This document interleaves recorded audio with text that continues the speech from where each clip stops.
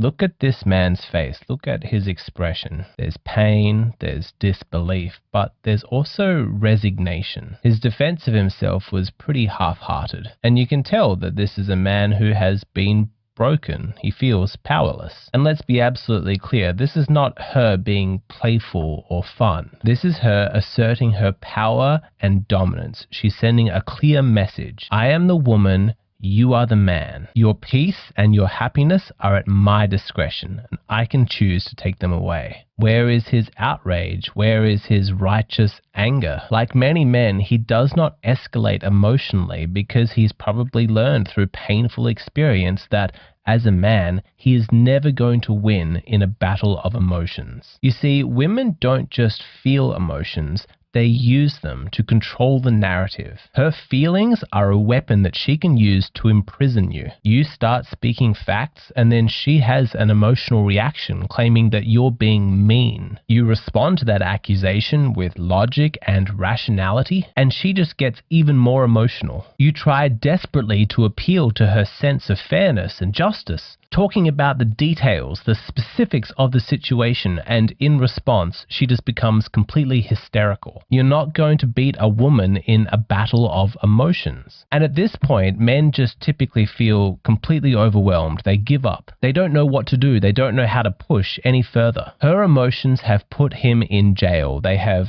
flooded the landscape, and now he has no solid ground to stand on. It starts from a young age. Little girls learn that tears can get results. So they cry and they exaggerate their emotions because they know that their father is just going to give in and give them whatever they want. It shouldn't surprise anybody that this pattern repeats itself with wives to their husbands. Does she feel shame? Does she feel guilt about her outbursts? Her lack of control? No. She feels pride. After all, she's clever. She succeeded. Women thrive on emotional battles. And she has no incentive to calm herself down because every emotional explosion actually gives her more leverage. The more she cries, the worse you must be. Yes, she's hysterical and throwing a tantrum, but that's not the way that she experiences it. She doesn't think, ooh, I lost control. She thinks, I won the argument. She escaped accountability. She's not ashamed of that. She was rewarded. She has no incentive to lessen her emotions. You've got men asking, why can't she get over it? You don't understand women. She's not trying to let go of her pain. She's collecting it. All the victimhood, all the grievances, all the emotions, these are the source of her power. She can pull them out like an exhibit in a trial anytime she wants to strengthen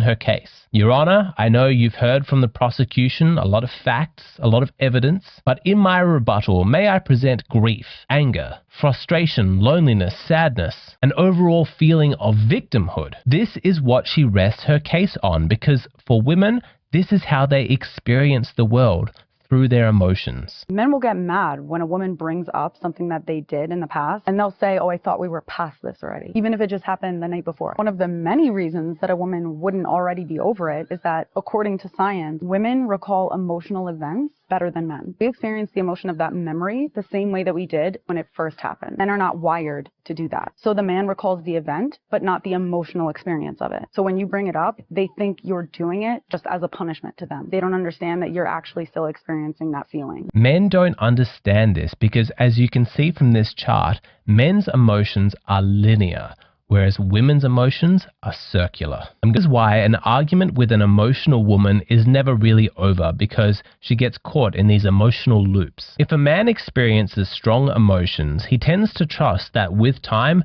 they're going to fade. But that's not how it works with women. With time, a woman's emotions can get stronger. They sit within her psyche, fermenting, often becoming toxic. Her emotions spiral around her, and with every orbit, they distort and grow larger. As a man, it might be a legitimate strategy to let sleeping dogs lie. Yes, I was emotional, but the situation is resolved now. I don't think about it anymore, and in time I realized that the emotion was silly anyway. It's not worth giving it any more time or attention. That's approaching it from a man's perspective. It's not going to work for women. Ignoring her emotions is not an option. They must be honored and explored. This is why so many arguments between men and women feel pointless, because It's like they're speaking two different languages. For you, as a man, the specific details of the situation are what's at the forefront of your attention. For her, it's how the situation made her feel. That's what is important. That's why women can have the same argument over and over and over. It never gets resolved because she's still upset. The emotions are still alive inside her. If she's angry about something that you did,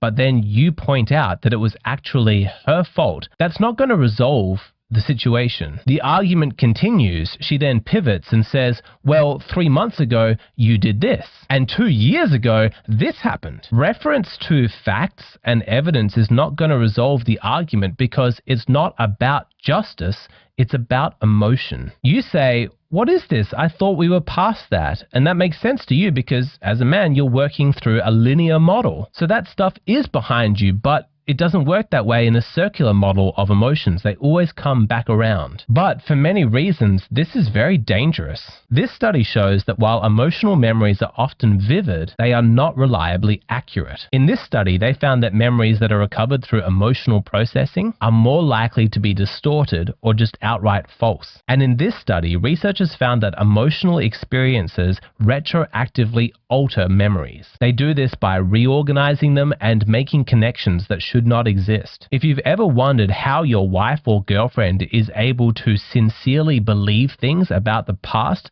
that categorically did not happen, it's because she is using emotion to fill in the gaps. The center of her universe is emotion. Facts and details, they just get absorbed into her orbit, helpless to the gravitational pull of how she feels. This is how women's stories change over time, how her version of reality gets cemented. This is one of the reasons why I caution men against casual hookups. Yes, she can consent in the moment, but what if you don't answer her phone calls afterwards? And when you stop responding to her, she suddenly regrets that initial sexual encounter. Then she takes that feeling of regret that she's experiencing right now, and she imagines that she was feeling that regret at the time. Now suddenly she remembers that she didn't want to do it at all, and pretty soon she's saying that you forced her. What are you going to do then? You're not arguing with facts, you're arguing against emotions. How could you possibly win that? And the more that you dispute the legitimacy of the origins of her emotions,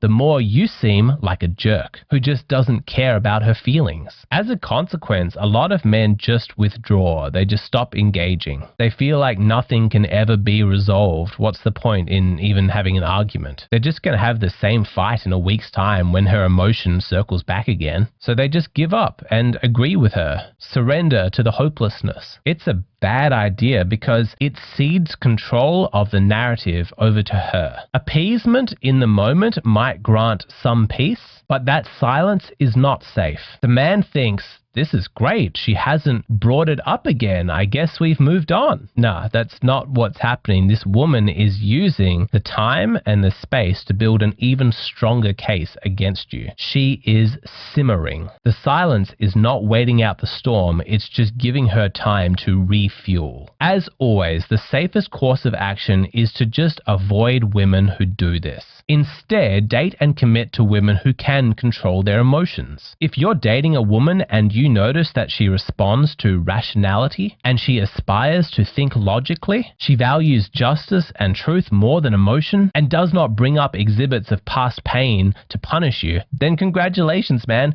You found one of the good ones. Just don't mess it up. Prevention is always the best cure, but realistically, even the highest quality woman is probably going to have her moments. Just like you're going to mess up sometimes. None of us are perfect. So if you're having an argument with a woman, the best advice that I can give to make sure that you don't have to repeat that argument in the future is to resolve it right then and there. Time is not your friend. The more time you give her, the more time she has for her emotions to ferment and twist what happened. The best chance that you have to actually resolve the disagreement based on facts is to handle it straight away. Her memory of the actual events is going to distort over time. Eventually, all she will remember is her feelings. So take charge, be masculine, be a leader. Talk through in detail what happened that led to the disagreement. Make sure everything is clear and everybody is on the same page. That's the first half. The other half is to attend to her emotions. Make sure that they are heard, that they are felt, and ultimately resolved. Let's say the argument takes an hour. That's how long it takes to establish the true facts of the situation, what actually occurred. Okay, but you need to allocate an additional half hour on top of that so that she can tell you all of the things that she felt, so that you can affirm and validate those emotions and then ultimately put them to rest. Yes, this is going to benefit her, but I'm not saying this